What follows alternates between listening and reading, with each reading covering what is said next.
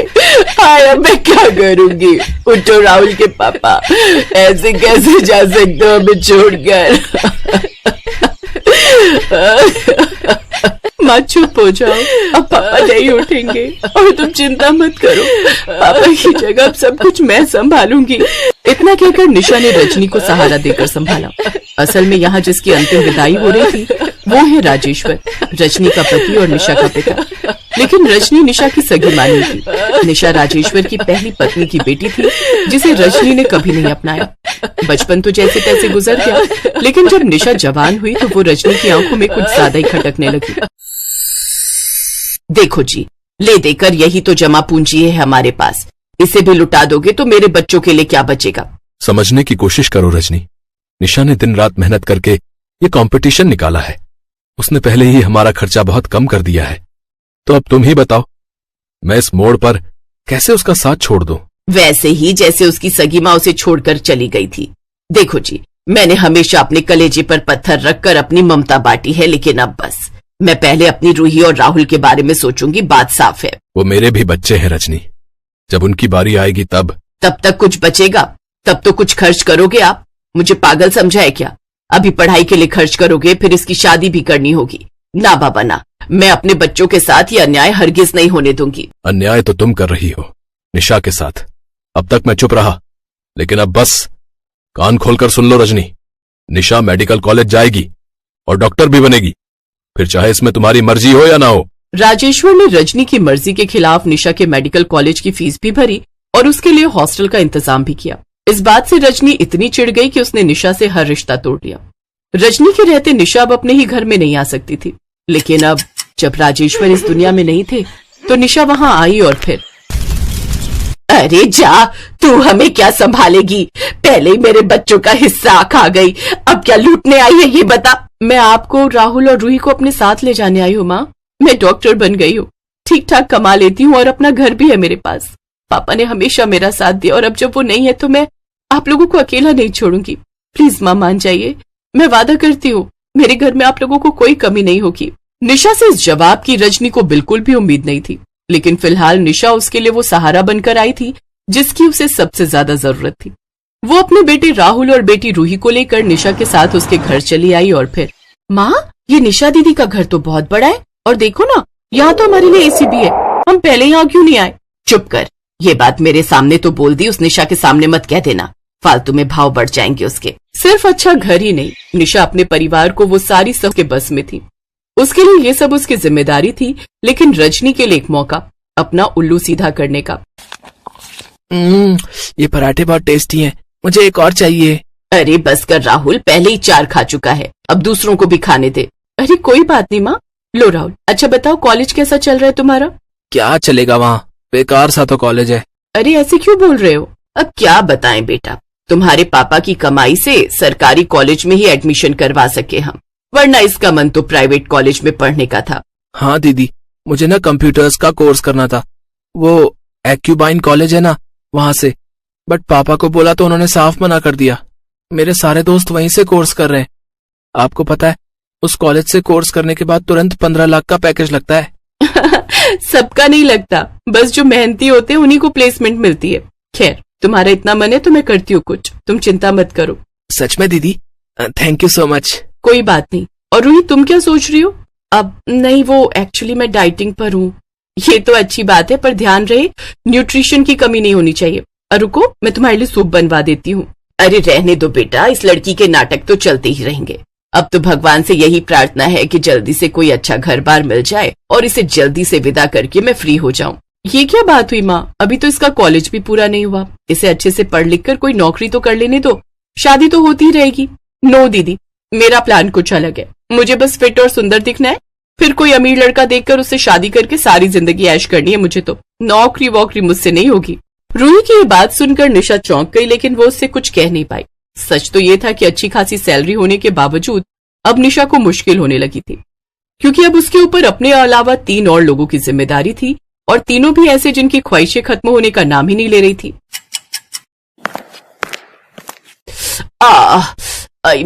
बड़ा दर्द है बेटा। अब आपके सारी टेस्ट नॉर्मल हैं, एक्सरे में भी कुछ नहीं आया, फिर भी पैरों में दर्द क्यों है, कुछ समझ नहीं आ रहा। अब बुढ़ापा है बेटा, तो पैर तो साथ छोड़ेंगे ही ना। अब वो रूही बता रही थी कि उसकी सहेली की मम्मी के पैरों में भी बिल्कुल ऐसे ही दर्द रहता था, लेकिन फिर जब से वो मसाज वाली कुर्सी खरीदी ना उसके पापा ने, तब से सारा दर्द छूमंतर हो गया। काश तुम्हारे पापा जिंदा होते तो उनसे कहकर मैं भी खरीद लेती वो मसाज वाली कुर्सी। ऐसा नहीं था कि निशा को उसकी सौतेली माँ और भाई बहन की चालाकियां समझ नहीं आती थी, लेकिन वो सब कुछ समझते हुए भी उन्हें ना नहीं कह पा रही थी। और फिर उसी दिन निशा के क्लिनिक में। ये क्या कह रही हो निशा? ये तुम्हारी आखिरी एफडी है, इसे भी तोड़ दोगी तो कुछ सेविंग नहीं बचेगी तुम्हारे पास। कोई बात नहीं अनिकेत, परिवार की खुशी से बढ़कर कुछ नहीं है मेरे लिए। माँ को मसाज चेयर की जरूरत है। तुम्हें नहीं लगता कि उनकी जरूरतें कुछ ज्यादा ही बढ़ती जा रही हैं? अब तुम ये सब छोड़ो ना। सुनो, आज रूही का बर्थडे तो घर पर पार्टी है, अंकल आंटी के साथ टाइम पर पहुंच जाना, ओके? रूही के बर्थडे के लिए निशा ने शानदार पार्टी का इंतजाम किया था और फिर पार्टी के बीच से अनिकेत ने निशा को फोन करके गार्डन में बुलाया। और फिर निशा, वैसे तो मैं तुम्हारा जवाब तुम्हारी आंखों में पढ़ सकता हूँ, लेकिन फिर भी मैं तुम्हारे मुंह से सुनना चाहता हूँ। विल यू मैरी मी? अब सॉरी अनिकेत, मैं अभी तुम्हारा ये प्रपोजल एक्सेप्ट नहीं कर सकती।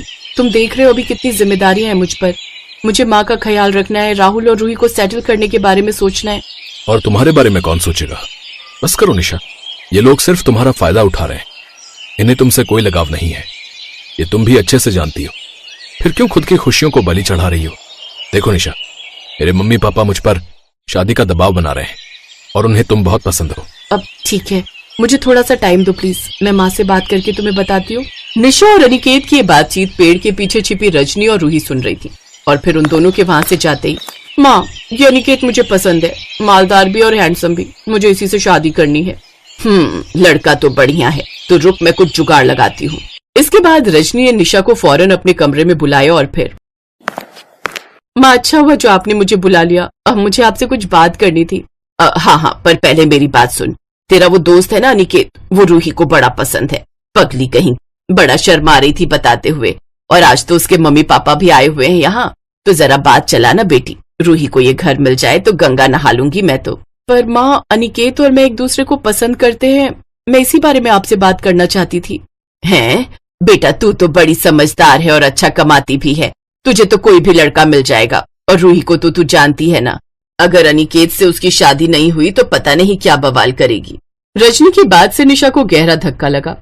वो बिना कुछ कहे वहां से चली गई और फिर पार्टी के बीच निशा स्टेज पर गई और माइक पर बोलना शुरू किया। हेलो लेडीज एंड जेंटलमैन, इस पार्टी में आने के लिए आप सभी का शुक्रिया। आज बहुत बड़ा दिन है, मेरी छोटी बहन रूही का बर्थडे है और इस खास दिन पर मैं आप लोगों को एक और सरप्राइज देना चाह रही हूँ। Aniket please come on stage. किसी को कुछ समझ नहीं आ रहा था कि निशा क्या करने वाली थी, लेकिन रजनी समझ गई थी कि उसने निशा को फिर से अपनी बातों से बेवकूफ बना दिया है और वो स्टेज से रूही और अनिकेत के रिश्ते की बात अनाउंस करने वाली है। और फिर गाइस, डॉक्टर अनिकेत को तो आप सब जानते ही हैं, लेकिन अब ये जान लीजिए कि अब से ये सिंगल नहीं है, आज इनकी एंगेजमेंट है मेरे साथ।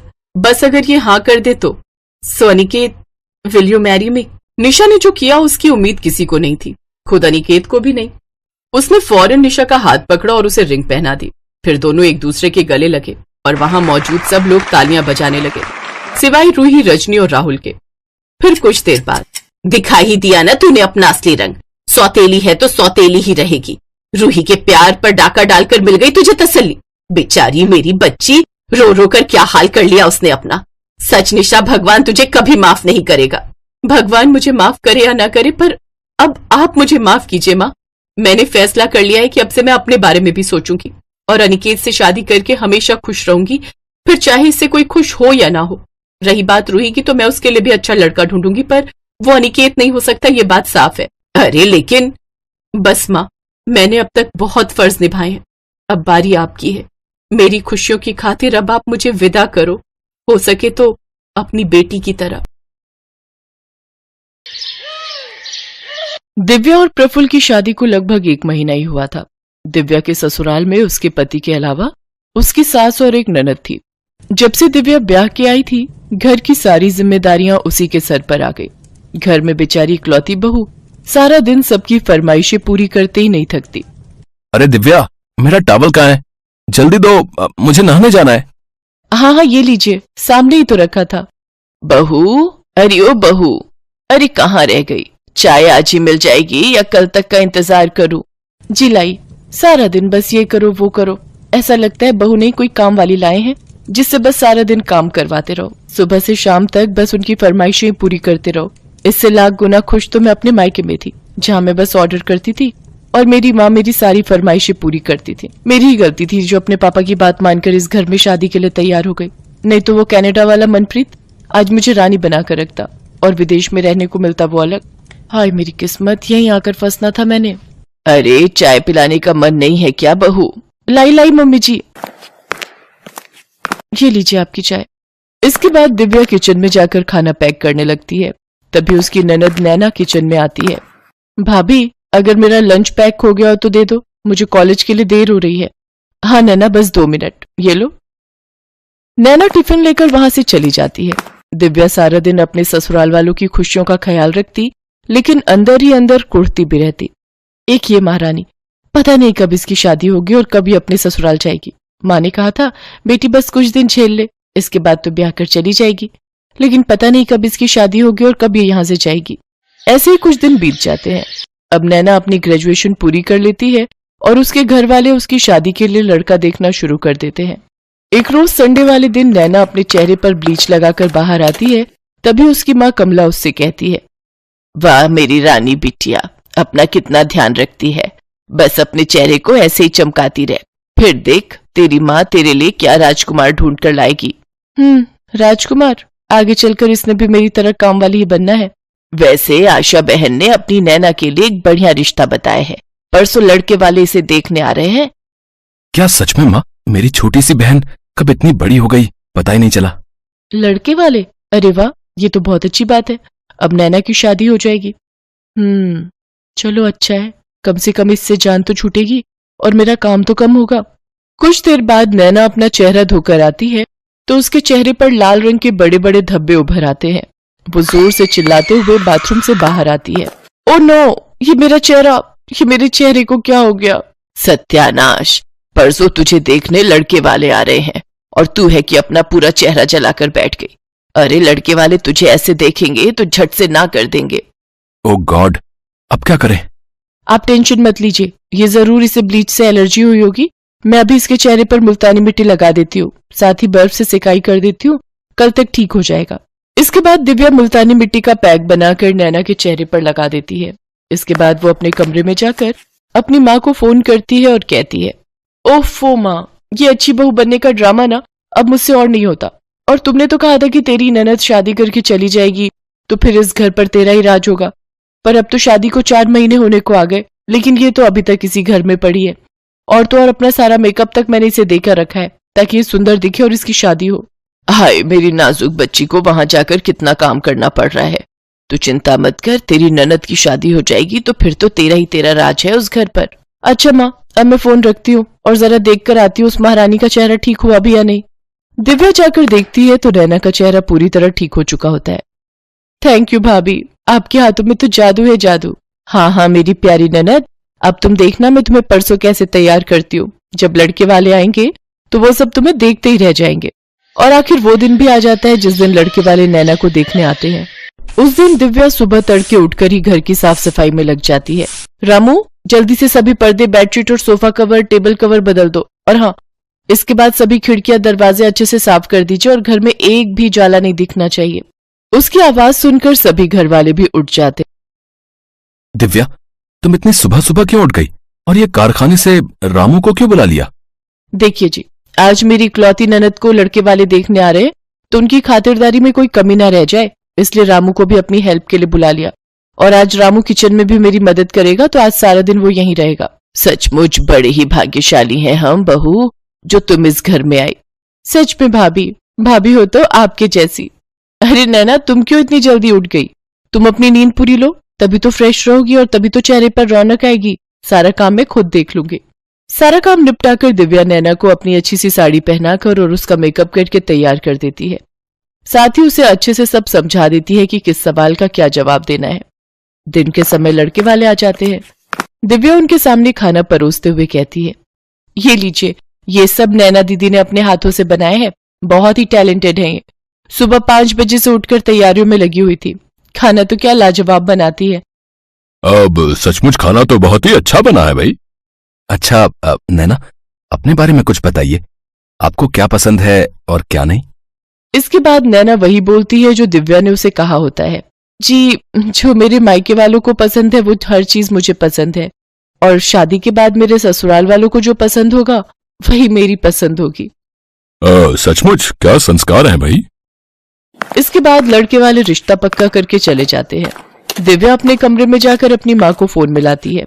मम्मी, फाइनली रिश्ता पक्का हो गया। हाश, सचमुच बड़ी संतुष्टि मिली आज। इसके बाद दिव्या अपने पंडित को पैसे देकर इसी महीने में मुहूर्त निकालने को कहती है। पंडित बिल्कुल वैसे ही करता है। इसके बाद तो दिव्या की खुशी का ठिकाना नहीं रहता और वो खुशी खुशी सारी जिम्मेदारी अपने ऊपर ले लेती है। नैना के लिए शॉपिंग से लेकर उसके पार्लर तक, मेहंदी वाले से लेकर डीजे वाले तक सबका इंतजाम वो कर लेती है। दिव्या उस दिन बहुत खुश थी। वो हर जगह अपनी ननद के साथ थी। अगली सुबह नैना की विदाई हो जाती है। नैना की शादी के 2 दिन बाद दिव्या काफी उदास अपने कमरे में बैठी थी। तब उसका पति प्रफुल्ल उससे कहता है, क्या हुआ दिव्या, तुम इतनी उदास क्यों हो? प्रफुल्ल, मैं हमेशा सोचती थी कि नैना जल्दी से ब्याह कर अपने ससुराल चली जाए, लेकिन अब जब वो चली गई तो उसके बिना ये घर कितना खाली हो गया। ऐसा लग रहा है मानो मुझसे मेरी बहन बिछड़ गई हो। इसके बाद प्रफुल्ल हंसते हुए उसे गले लगा लेता है।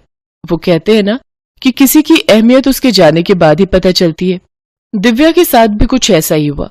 नैना की शादी के बाद उसे अपनी ननद की अहमियत समझ में आई।